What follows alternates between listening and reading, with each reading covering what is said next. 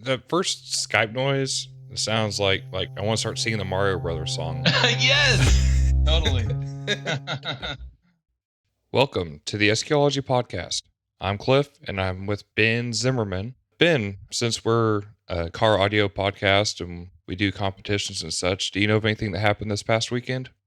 I didn't sleep much. I know that. I don't think anybody did. I think it was the biggest car audio event of the year and some type of record or something for attendance for one of the organizations. That sounds That, about be, right. that being Mecca this year had an intense showing of sound quality vehicles. That's correct. I think Iasca wasn't too far behind either. Obviously, they've had bigger in the past since they've been around a little bit longer. But yeah, it was a really, really strong weekend. This is your, third year competing at finals? It was my third year at finals, yeah. Okay. Did we happen to get a combined number of SQ cars between the organizations? That I do not know offhand, no.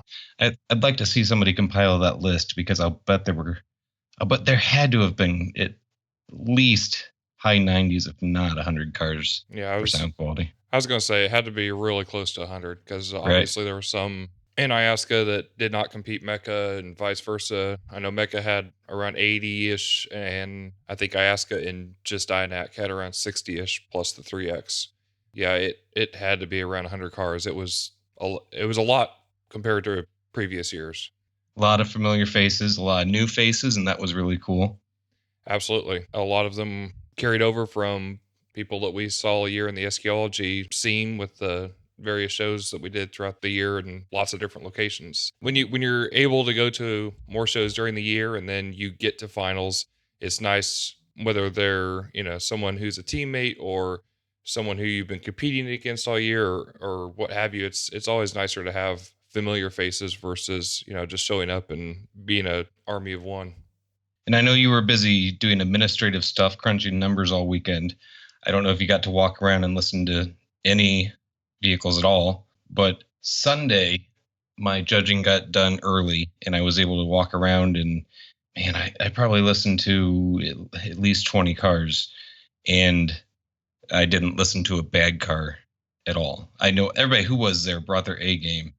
So it was a slew of really close points between the cars, and like I said, none of them were bad. At least none of the ones I listened to. Yeah, it seemed to be really tight, both in the judging itself and the cars as well. Like you said, I was stuck in the back room adding up score sheets the whole time, but I got a real good feeling for what was happening, what people were hearing, at least, even if not directly. But there was a lot of scores that were either tied and broke by tonality. Some had to be broken by staging. Some were tied for overall and tonality. And there was at least two that I remember like that. Really? And there was in Ultimate, we had Chad Bowie and Chris Lacombe were within, I think, half a point. And there was quite a few in pro, pretty much every class. There was at least a few that were within a point. I think I added up on the Iasca side, there was around 20 scores where car to car, they were within a point of each other. Really tight margins. And when you're talking about top three and they're all within a point of each other, I mean, that's anybody's given race. I mean, that's, if we could, get first to every single one because, that's pretty awesome. I totally agree. It was cool to see a lot of the cars that you hear all season about. A lot of these people go to the big events and you don't see them at our, smaller events, but you hear about these cars and then you finally get the chance to hear them and you're like, wow, you see why people are talking about them all year. Absolutely. And I had the opportunity to be at those bigger shows and judge most of these cars before they got here, but it's neat to see, some of them that were struggling throughout the year that really blossomed at the end and kind of were able to overtake some of the cars that were doing really well all season. Yeah, it was definitely one of the better finals that I remember as far as overall camaraderie. There wasn't a lot of drama or anything like that. It just seemed to go really well, and I definitely encourage anybody who hasn't been able to come to a finals event either at all or recently to definitely see what they can do to get there next year, because I think we've got a really good thing going right now. I saw quite a few spectators walking around. I was kind of surprised. I'm trying to think back the last. There were some spectators, but this year I had several people walk by the area I was in, and they were just asking, can I hear the car? We're just here to check things out. I saw one guy had brought his two little kids, and he was walking around listening to stuff with the kids, and it was just cool to see that the interest is growing, I think, significantly. I definitely agree across the board. What was the feeling for you, being your third finals? I mean, obviously, when we obviously compete seriously. At the same time, you were competing your daily driver, not your premier competition vehicle. But what was your overall feeling after 3 years of doing this? I mean, were you more It was excited, less it, excited, more well, anxious? I was excited, but I was excited. I knew my truck wasn't going to be, a show winner, and I went into it with that in mind. And for me, that kind of relieved a lot of the pressure. I actually enjoyed it a lot more this year than I did the past couple of years because I could just kind of relax and not have that. Oh my God, I got to win, and it Right. was it was a good time. I really thoroughly enjoyed it, and it goes by too fast. And Absolutely. I'll say that for sure. My whole weekend was hearing feedback from judges, which was, I mean, the locker room talk, quote unquote, was really good. I mean, all weekend. I mean, there was no, man, this car stunk, or boy, I don't wonder what this guy was doing. There was, like I said, there was very, very little drama, very little discussion as far as that goes. I think all the Right. judges were in good spirits, were having fun. Good. There was lots of good conversation there with everybody helping each other. And what do you think the perception from the competitor side was as far as the judging and the flow and everything like that throughout the weekend? I think it went really well. I think everybody had the same frustration, and that being you never know when that judge is going to come knocking at your window. Right. True. So it's kind of one of those things where it's you just sitting around and waiting. Which for me, Saturday was 100% the case. I was just real close to my truck the whole time and just waiting for the judges to come by. Finally, early evening on Saturday, they told me they weren't going to judge my mecha class until Sunday morning. So that relieved me a little bit Saturday evening to have some freedom. But I don't know. I guess if there is an improvement to be made, it's in the scheduling of judging to give the competitors the opportunity to get away from their vehicle and experience the event more than their little group of cars around them. I agree with that completely. At least having you're going to be in the morning, you're going to be midday, you're going to be afternoon, I think would help. Right. I think it's hard Right. to gauge just because, for example, at our shows, we've dealt with our judges that we work with a lot. At finals, sometimes they either haven't worked with the judge all year, or things are in a different order, or, there's so many things that could be going on. Plus, with Mecca and Iaska combined, which we do at our shows as well, but, you Hmm. might, an expert, at our shows, an expert has one judge. Here, there's four. Typically, at our shows, there's one mecha judge. Here, there's three. So when you have seven people going through a vehicle, not including 3X yet, so there's Right. another, at least two. And then the 2X and mecha this year, they also did as well. And I think poor Kyle, I think he had something like 60 something cars to do. I'll tell you what, he had fun with it though. Oh, I yeah. watched his face the entire. I'd never really met Kyle in person before this, and because he was a judge, I didn't really talk to him a whole lot anyway. But I Right. could tell that he was enjoying himself.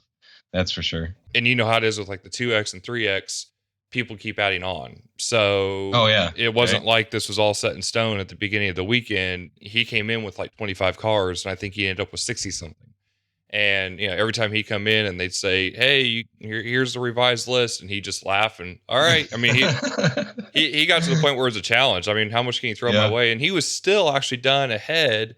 And then he went on to, I believe, judge part of the 2 seat cars as well with someone else. So yeah, Right. he, and we're talking about Kyle Ragsdale, but Yeah. yeah, I mean, he put in a load over the weekend. I've been there, and I'm sure he was exhausted. He didn't want to look at another car, and people are then questioning his scores and everything else. I'm like, dude, the guy was just got in and wrote down numbers. Come on. I mean, because that's how we do it. Sometimes before we listen. No, I Totally know. I joking. mean, Kyle's got a good ear, and I know he put in. But when you've got that many cars, it's hard to give every Yeah. car the attention that deserves. So the 2X and 3X shows at finals is the first show of the year basically for 2018, and they're mostly for points and to get a little bit extra feedback and stuff at the event. So I mean, it's Right. good to do. But I wouldn't put a whole lot of credit into it for the coming year just because it's got to get the job done. But I think overall it all went really well. Mecca has a lot more cars than in previous years. They had two judging staffs of three each, and from those they also had install judging to be done. Yeah. I think awards for the Mecca finals started around like 12:15. Am I right? That may have been another record Mecca set this year. The latest ever award ceremony. I think Perry still holds that. But Okay. yeah, it's and that was a while back. But yeah, it Okay. was definitely very close to that. Again, credit where credit's due. They took every car seriously. They did everything the way they're supposed to do, and they did it by the book. And when you have, again, I forget the actual number, but I think it was around 80 cars with three judges going in each one, regardless. It's going to make for a long day. And they did, they were working Friday night. They were working Saturday night till like 10 o'clock. They were back in there at 6 or 7 Sunday morning. I mean, it was a long weekend for everybody doing that. And it's Yeah, for not like sure. nobody's I'll making bank off of working that weekend. So, it's People, it seemed to me on my Aska side anyway, most of the judges this year seem to be looking for kind of a fun, lively character to the system. In addition to being technically correct, it seemed like they wanted a little bit more life to things. Maybe a couple judges were looking for a real neutral, super technical sound, but I think the bulk of them were really looking for, the type of tune that we like, and that's not in your face and obnoxious, but it's a little bit more livelier than a dry, super technical type of sound. Yeah, and actually, this discussion came up a couple times over the weekend at our end, Did it? and it was interesting to hear some of the judge's explanation of it because when you're judging, you want to be consistent. You want other people to agree with what you're saying, and if they don't, then it's it's as maddening for the judges as it is the competitors because we're going, well, we're all hopefully hearing the same thing. Now it's not always true. Obviously, body size, height, Right. positioning the vehicle, whether the competitor retuned the vehicle in between judgings, whether something got blown, voltage. I mean, I could get in a vehicle and get back in the same vehicle, even my own vehicle, 2 hours later, and probably still scored a little bit differently because things are constantly changing. Yeah. Um, how hungry you are, how the barometric pressure. I mean, there's so many The things that affect us. temperature of the amps. Absolutely. I ran into that with somebody this weekend. It was the first time I had encountered that. It was a scenario where the image was getting kind of drifty. It was mostly where it was supposed to be, but when I ran through some of my technical test stuff, it kind of drifted a little bit, not much, but a little bit enough for me to notice. And I ran through it and kind of ran some tests, and it confirmed what I was hearing. So then I had that competitor hop in the vehicle with me in the driver's seat and confirm that he heard what I heard. And he's like, yeah. He's like, I hear it. So yesterday he sent me a note and said, I ran through that same stuff and now it's perfect. So we talked about it a little bit and trying to figure out, okay, why? And then he said, my amps were super hot. Yeah. So it's just one of those things, electronics kind of vary on temperature and, Right. sound changes based on humidity, temperature. I mean, there's all kinds of variances. So you never know. Beyond that, where the big swings seemed to happen was you could kind of tell the people who, if you asked most of them their background, you could kind of quickly tell the difference in scoring based on where their primary reference is coming Right. from. Hey, we've talked about that all year. Right. But It's all about your reference. But I can't hit on it hard enough. It seems like every serious conversation that comes up on this, on why the differences between Mecca and Iasca, why the differences between judges, why this, why that, why that, what, it all comes down to reference. And it's Yep. not anything bad, but it seems like the two, I'm not, this isn't to say that some guy is listening on bad Beats headphones or whatever, and versus reference, orchestra that's in his living room. The primary difference seems to come between those who are looking for a more studio sound, very dry, closed, technical, precise, obviously electronics driven reproduction of the sound, which is what we're doing. So Right. I was around studio and live. I was both a musician and in the studio all the time. But for what we're doing, we're reproducing the music, we're not reinforcing it. That's a good way to put it. In my opinion, we should be closer to the studio sound. But that's not everybody's reference. A lot of these guys who their reference is primarily live music. Or you take a drummer, for example. I use this example all the time. If you're a drummer and your reference is behind the set, it's going to have a very different tonal quality Yeah. than if you're a listener in front of the Yep. set. Yep. Yep. There's a lot of those kinds of things you have to take in account when looking at these things. And I'm not really sure what the answer is there, if there's an answer, if it's worth having an answer, but at very least, it's an added explanation beyond that guy just doesn't like me or that guy really likes me. That seems to a lot of the carryover after an event almost always tends to be a projection somewhere or a deflection of he's biased or he listened at the wrong time or they should have done it in this order, and all those things might be valid, but when you're judging, when you're in that, you've done some judging, but like when you're like Kyle and you've got that hat on and you've got Uh-huh. 65 cars to do this weekend, you're really not thinking about who you like, who you don't like, what equipment they have, or anything else. You're sitting down in the car, listening to what's there, doing your best interpretation to get that into numbers on a score sheet and get the next vehicle done. And that's a good thing, in my opinion, because you're not thinking about all that. And I have to take my hat off to all the judges for doing that, because I'll tell you, in listening to the cars that I did, I would not want to be a judge. Not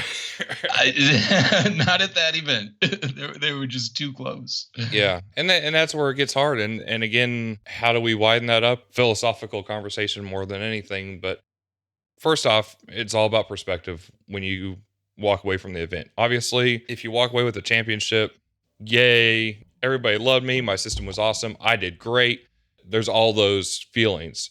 When you walk away with second place, it's, man, I was 1 point away, which was in a lot of cases That 1 was point. the case. Yep. So I was one point away. If I'd done this one thing, if I'd done this one thing, if I had seated the judge better, if I'd done this, that, whatever. If that 1 point comes down to system control, having a remote control or steering wheel controls or not, that's a real heartbreaker. Right. No. Yeah, because that's a objective viewpoint. Right. You can drive yourselves nuts when you're in that second spot and you were 1 point away, but don't. And you're in that third spot. I tell a lot of people after a show is consider yourself, or going into a show, get yourself in the perspective of being the bronze medalist, because, and I think it's Derek Sivers that did an essay on this a while back that really kind of struck me. But when you're in that second spot, like we've seen, you're point away, and it's so frustrating because you want to see all those ways you could get that point back, or if that guy wasn't there, or anything. But then when you go in with the bronze medalist third place perspective, you're just grateful you're a point ahead of the fourth place guy. I got on the podium. Yeah, exactly. And some of my friends, I mean, that's the thing. It's like, hey, I don't care if I win the thing. I would just like to podium, right? And that's, and one of the Mecca judges got out of my truck and he gave me a poker face and gave me nothing at all. Mm-hmm. So I said, so you got any feedback at all? And he looked at me and he says, not everybody gets a podium placement, and walked away. Nice. No. I about fell over. It was the funniest thing I heard all weekend. Nice. And again, what I said at the beginning, I think anybody there that was even top 5, but in a lot of cases, top 3, when there was 13, 14, 15, 16 people in a class, which isn't a lot by yesteryear's standards, but by today's standards, that's a lot of cars. And it's not like there's 2 good ones and the rest are not good. You can go pretty deep in that pack in a lot of those classes and find some really good cars. Yeah, Um, absolutely. and I would say that was true in every single class, either based on personal experience or based on the score sheets that I saw coming across. The judges had it rough. If you came out top 3, you might as well call that a championship. I know it's hard to say that, but there's a Yep. lot of good cars. It's really tight, and it's somebody. It's awesome when it's like that, though. I Yeah, mean, that means we're doing something right. We're promoting SQ. People are learning. They're on the internet. They're talking to their friends. They're doing their research. They're figuring out how to use their processor. When the scores are that tight and so many cars are so close to each other, um, everybody's progressing. So I like to see that. no, absolutely, and it was good to see too. I mean, there were some cars there that obviously were not there, but at the same time, I mean, those guys were the ones having the most fun all weekend. It was great. Yeah, and they still weren't bad cars. Maybe there were some bad cars there that I didn't listen to any, but the difference between, hey, your car blends in with everybody else's, and then the standouts for me, it was real tough. Like they were all just that good and that close. Absolutely. Really good weekend. I think everybody came out really well. No drama to speak of, at least nothing that Not made it, yet. at least not. Doesn't the drama happen the week after finals? It usually happens about now, but at least, there wasn't, I think there was one placement, that got reversed, but it was, there was 2 guys in the class and both of them are good guys and easygoing. So Right. it wasn't a big deal. We didn't see the cops come out with tasers at our event. That's No, good. no. Yeah, that's a plus. And actually, SPL was wrapped up before any of sound quality. Yeah, I saw them all walking through with their trophies Right. early Sunday, and I was like, "Hey, bye." This is not how this is supposed to work. Right? But that's good. To shift gears slightly, we also quietly gave away some goodies during the weekend to the top 10 of the Eschaeology points race. We tried to be quiet about it. Right. Well, and I say quietly because It wasn't our event. well, no, because Yeah. I was in the back room, so I wasn't even there when the prizes were handed out, Uh-huh. and I came out to ask one of the judges something, and as I'm walking through, I think 8 people stopped me and go, "Man, you guys are all having some fun over there. What's up with all the clapping and hooping and hollering?" We tried to be quiet So about it. it was And again, it was essentially the worst kept secret in the history of mankind. Which, as you know, the quickest way to spread something is to tell everybody not to talk about it, and that's Right. that's when it gets going. And just to reiterate, we wanted to take absolutely nothing away from Ayaska and Mecca's event and what was going on. We just had a handful of awards that we wanted to give out, and we knew everybody would be there, so we tried to quietly get everybody together and give them their awards.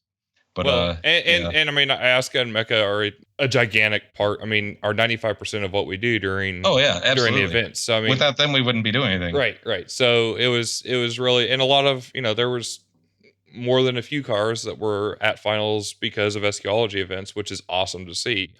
It's one of those Yeah. things where our biggest thing here is to have fun and get people involved and hang out and do stuff. And it was fun to be able to. I mean, we had close to retail level, close to $5,000 worth of prizes to give away to the top 10, which was, I thought, incredible. It was great of the manufacturers who have stepped up. We had a Sony GS9 high res unit, which we've obviously talked about pretty much every podcast.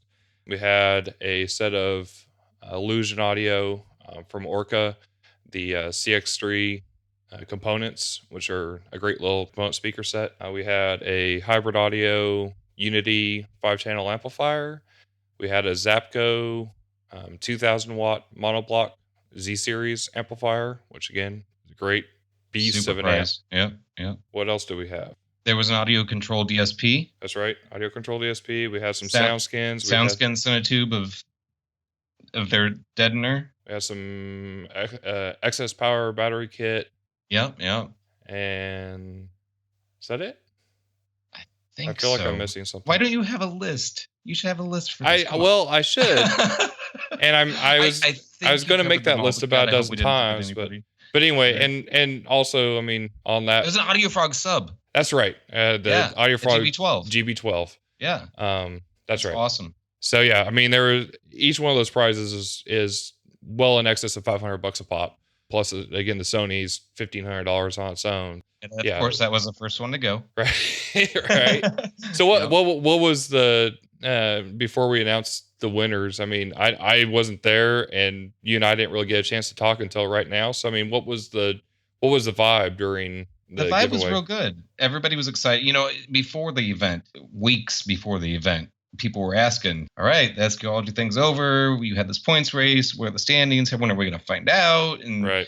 there was some anticipation of those awards. So it was real good, and it was real good to see all those people come out. And a lot of those people drove a lot of miles to be at our events this Yeah, year. big time. And I know that was included in your points calculation. Do you want to explain how that points calculation works real quick? Sure. So I didn't really announce at the beginning of the season exactly the breakdown because we had Then never. you can cheat it.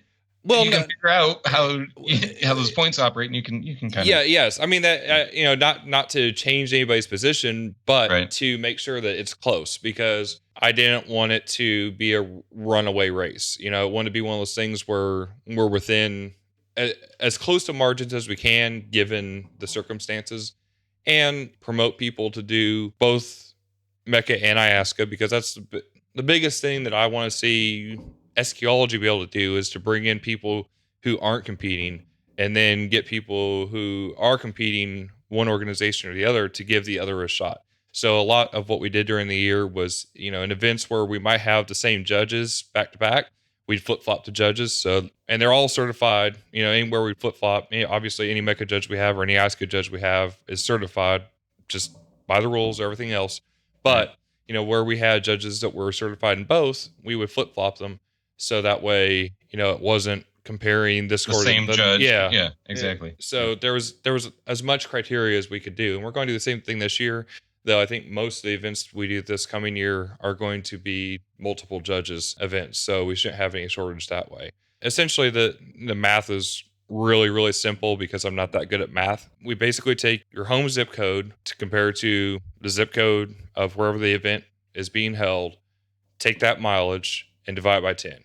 If you're, by the way, Google Maps flies, you're 100 miles away from the event, then that's 10 points. And then your Mecca points and your Iasca points are straight. If you got a 180 in Iasca and a 68 in Mecca, those two combined plus 10% of your one-way mileage is your points. Gotcha. I don't think I even knew how that was really calculated. I knew all the things that you were calculating, mileage and your scores, but I didn't know, the super mathematical structure thing that you had going on there. So Well, and I didn't really want any of it to run away. I didn't want it to be where you could do just Mecca or just Iasca and not drive, or just drive and not have to have point. It's one of those things where you really to get everything really want it to where all three work together in relative form. And obviously, there's more Iasca points than there are Mecca points. And I looked at different ways to either multiplying the Mecca points or doing it by points, and whether it's a 2x or 3x, multiplying it that way or whatever. But I am just going with the straight points, and it actually ended up working out pretty well.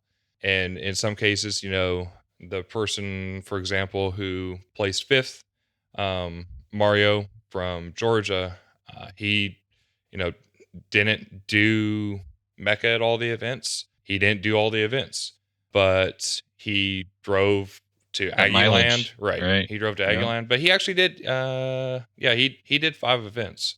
He and the winner of the points race were tied there. Speaking of mileage for the season, round trip mileage, I have 114,774 miles driven. Is that just competitors, or is that competitors and That's judges? just competitors, not including Wow, judges. that's awesome. And then another around 40,000 for judges, Wow. which Tom did the most of. Hey, you're starting to get into the list of people who won stuff here. Let's get onto the list. Yeah. Well, Tom didn't win anything. He just Tom. got Nobody likes Tom. yeah. He got a plaque. We're not going to give him anything. That's We love Tom. And I don't have it's on his certificate. He drove a lot of miles. I think it was like 7,000 some. It was Yeah. 7,000 something. Yeah. Yeah. And then Yeah. Travis Chin did his by distance because he flew to the shows that he judged, but he's Right. from Washington State. Um and even then, by the time he drives to the airport and then driving from the airport to the event and all that, he probably still drove quite a few miles. Right. But his was over 10,000 miles. Wow. So yeah, so there were a total of, well, first of all, um, in order to get in the points race, you had to do a minimum of 2 SQLG events. So whether that was competing in the local events or competing in Aggieland or competing at SVR or competing at the hybrid show, any of those, doing 2 or more of those, any of those events got you into the points race. So just because you competed, which there was plenty of people who just competed who did not do more than one event. But regardless, of those that did 2 or more SQLG events who were in the points race for 2017, we had 45 competitors in that, Wow. That's cool. which I was pretty impressed with. Yeah. I thought that was really neat that many people, made the effort to get out to more than At one. least a couple shows. Yeah.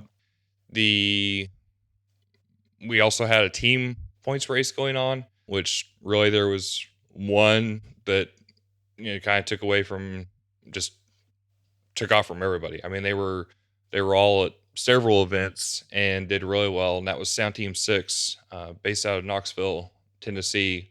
The Sound Factory is their store, and they're an awesome group of individuals. I mean, I Yeah. think we've talked about them plenty, and we need to get them on here as well. But yeah, they've been awesome. Yeah, I paid attention to their team quite a bit this year at finals, and just watching them all interact together. It's they were together the whole time, and they were all bouncing in and out of each other's cars, and they were eating together, and it's more than a competition team. They're a true group of friends who hang out together and do everything. So it's really cool to see them take that prize. Yeah, absolutely. And yes, it's neat because I mean, those who are on manufacturer teams, for example, or even you and I, with Escology, we're bound by distance, so we only really see each other at shows. But Right.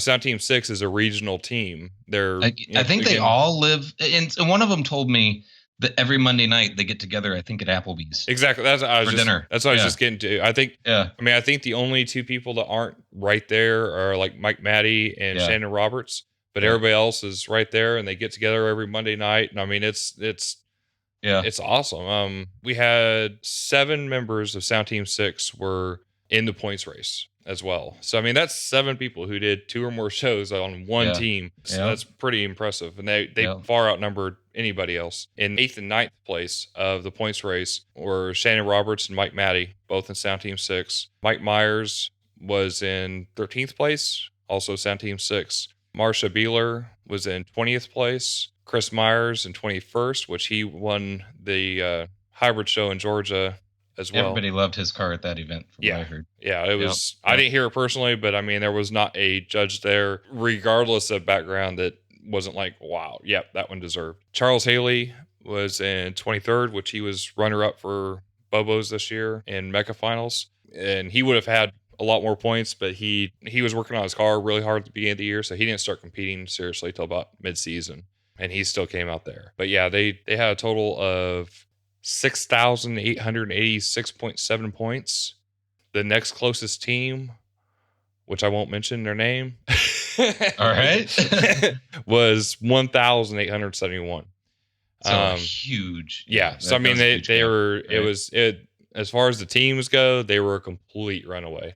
I would like to Wow. see, it'd be awesome to see that change. Mhm. But yeah, I mean, they've done And we're really well. They've been awesome supporters of Escology. They always have really good feedback running up to a show, during a show, after the show. They're really good about having useful feedback in order to do whatever we can to make it the best show possible. Yeah. In the actual top 10, in 10th place with 1,087 points was Preston Murrell. I believe he's from the Carolinas. Is that right? Yeah. Yep. Um, and then in 9th place with 1,126 points. So, what, 30 something point difference? Michael Matty. from Kentucky. And then in eighth place was Shannon Roberts, and he had a 1,160 points. So again, within 30 points. Uh-huh. In seventh place was Jeff Van Leer from your neck of the woods. I believe he's on Mobile Audio Plus as well. He sure is. Uh, and he had 1,164 points. So he only had 4 more points than Shannon Roberts. Wow. Then Mark Ramsey Williams of ISQ, and he was in sixth place with 1,171 points.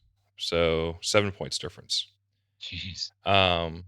In fifth place with 3 more points than Mark was Mario, and he had 1,174 points. And then it jumps up a little bit, 47 points higher than that was Anthony Davis, again from the Carolinas, with 1,221 points. Within 5 points of him was Mike Young from Pennsylvania with 1,226 points. And then 11 points above him was Steve Wagner from Pennsylvania as well. And he had 1,237 points. And then it jumps to first place by 240 points, the biggest spread in the top 10, with 1,477 points to Cornell Moody. And so he was the Grand Poobah champion of the points race. And where's he from? He is, Virginia, I think. Yeah, I don't know. I honestly have never met him. And he was there for the awards, and I said hi, and I gave him his award, and I'd really like to meet him and hear his car. I've never heard his car either, and I think he was the champion for amateur, if I'm not. Yes, mistaken. He was Iosca amateur Yeah. champion. Yeah, I'd love to hear his vehicle. Yeah, he's a really quiet, laid back dude. It's been awesome to see all these people go through the year. For example, when I was actually the first one to judge his vehicle since it had been built in Virginia. By the first couple shows, I didn't even know who he was. And yes, I just checked. He is from Virginia. He's always been really quiet. He was at the hybrid show in Georgia. Heard a lot of good feedback on his vehicle.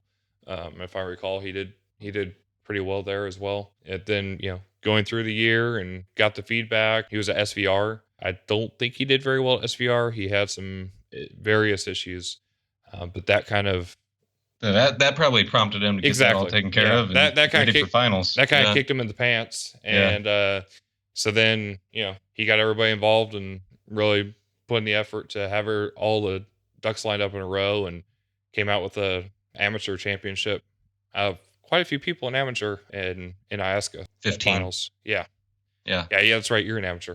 Yep. And every one of these been interesting to watch because again, you get to see all these people throughout the year as they grow, or some of them have faded, some of them didn't come to finals. And that's when you got 45 different people, just that we were watching in the points race, that stuff is going to happen. It was really neat to watch, and I will say in Iosca, every single competitor except for one was at least one of the big Escology related events, if not two, if not three, between Aggieland and SVR and the Parkinson's Research Show in Georgia at Hybrid. Getting that feedback from multiple high level judges in a similar environment to finals is really important. And the only person on that list that was not at one of those events hosted an Escology earlier on. So, he was still obviously very involved throughout the year with a lot of stuff. Right. He wasn't coming in this blind. None of that was an accident. And, nobody who showed up at finals wanted to do a Hail Mary tune. Start from scratch. Yeah. Nobody everybody was pretty prepared. Yeah. Nobody showed up to finals trying to pull it from nothing to something and did well.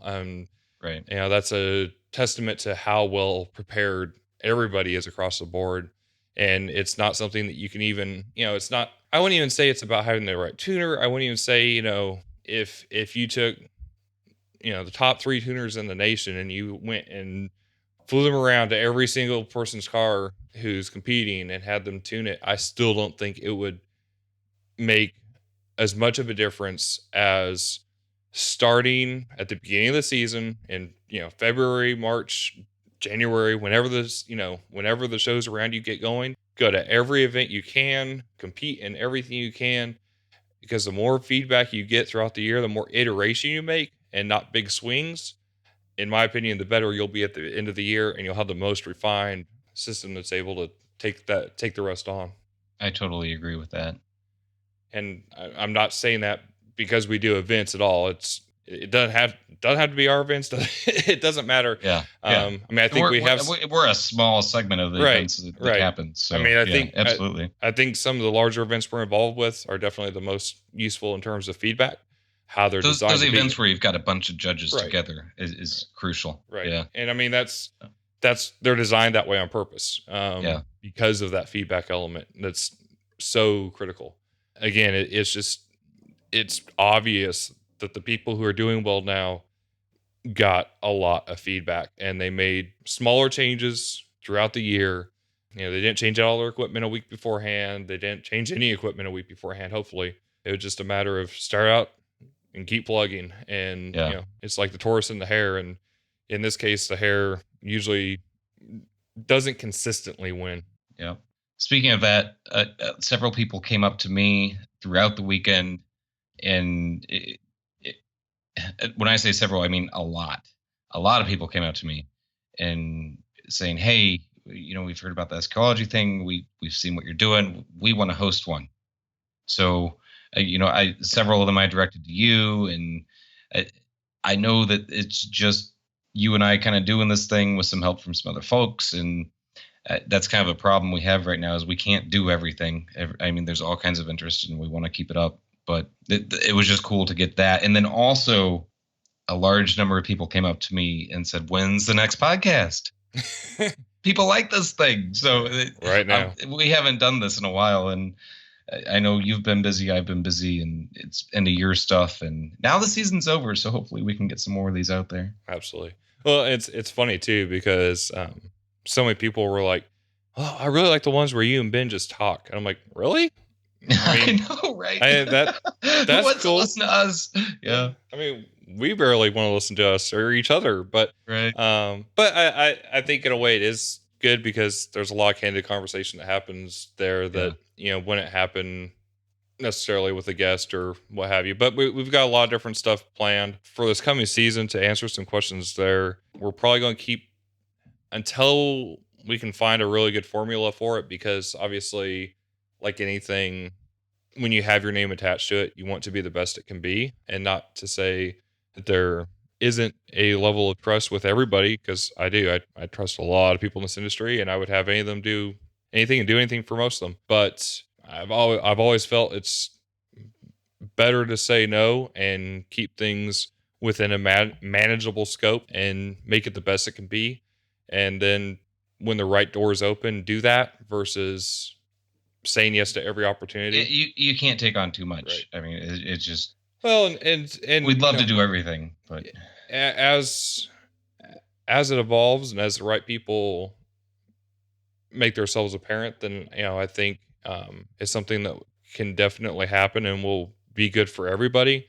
yeah, For now, you know, and again, it really comes down to me when it comes to the events. Obviously, Tom's been a humongous help throughout the season in doing the events as well. But, if he can't make it or you can't make it or what, it ultimately falls on me to be on there. you. Yeah, and by the way, we did not have a plaque for you, but you get the SQologist of the Year award. Nice. You were at everything. I'll frame this podcast. There you go. Take it. Wear it on your shoulder. Well, it's been an honor to be. I mean, it's been an honor to be involved and have people want us to do this thing, and it's definitely been fun. But again, it's not something. This is not a source of income for Yeah, me or you or anybody. Yeah, it's it's not our job. right. Yeah. It costs. If anything, it costs more than it does Yeah. than it makes. But it's something we really want to do because I feel there's a lot of things.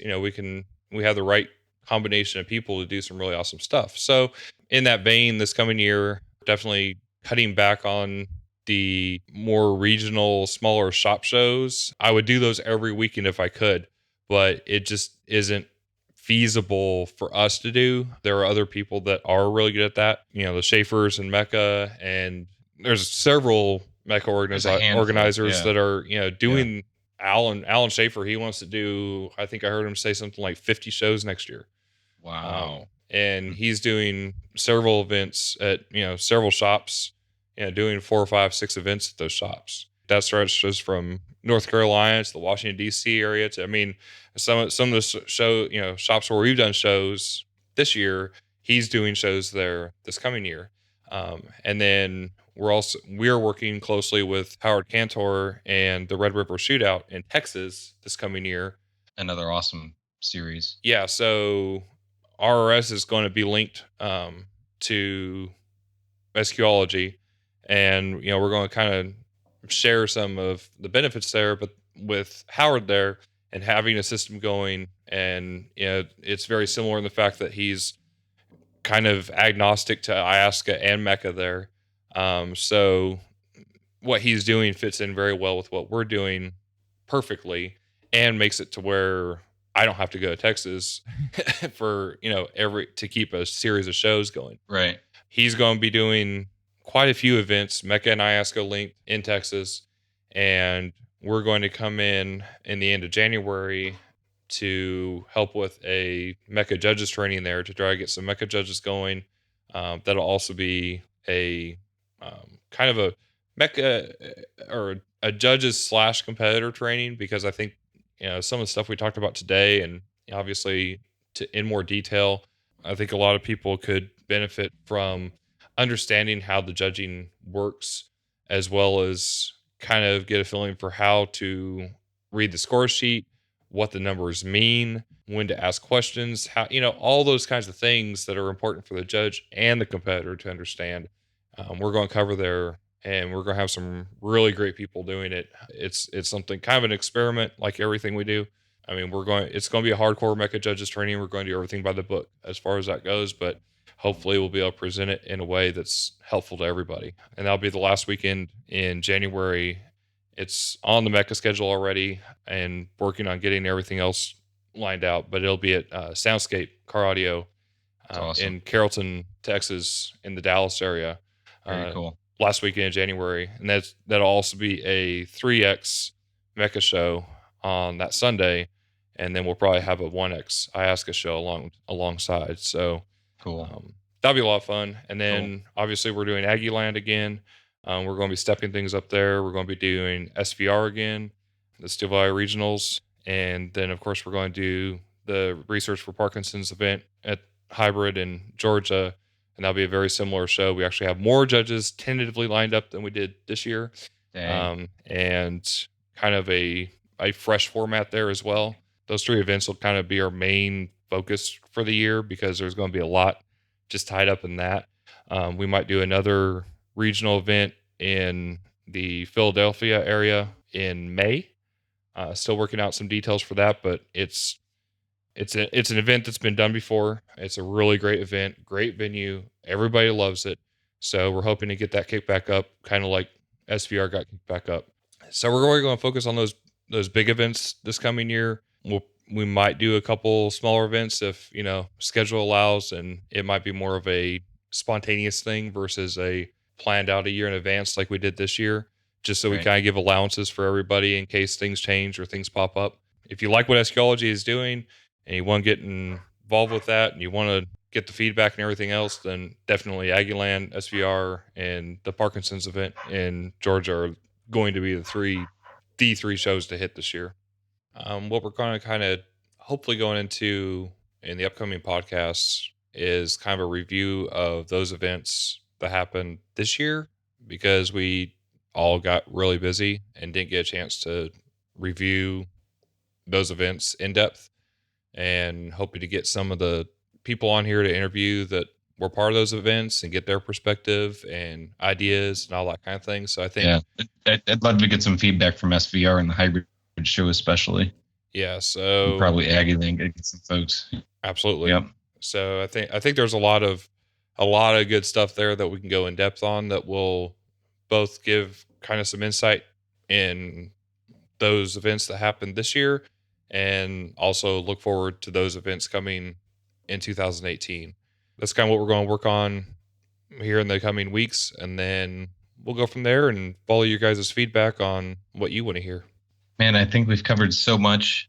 Right. I just wanted to again thank everybody who's attended our events. I want to thank all of the judges, and I want to thank especially Mecca and Ayaska for allowing us to do this with their name on it. Because without those organizations, we wouldn't be doing any of this. So Absolutely. I just wanted to put that out there as a thank you to everybody. Agreed completely. All right, man. All Well, right. we'll get this done, and I will talk to you soon, sir. All right. See you soon. Thanks. Bye. Bye-bye.